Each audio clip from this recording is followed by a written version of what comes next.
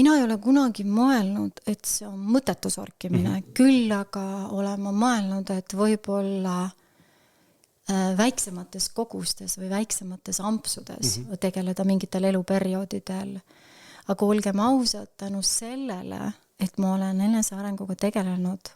No mis see eneseareng minu jaoks on? See ongi see iseenda tundma õppimine. Ja kui ma olen olnud väga rasketes olukordades, see on meid väga palju aidanud.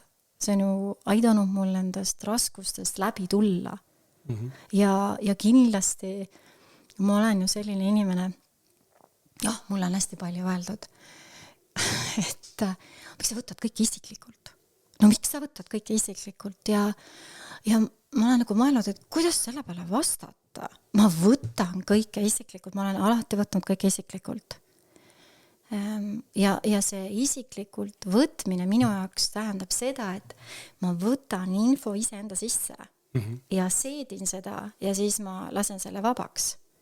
Aga alguses mul puudus oskus, vabaks laskmise oskus. Ma võtsin väga kõike isiklikult enda sisse ja näiteks ma mäletan lapsena, mul oli hästi tihti nii öeldud toidumürgitus, hästi kõrge palavikuga. Täna ma tean, et ma lihtsalt keha tuli appi puhastama kõike seda jama, mida ma endasse nagu tõmbasin.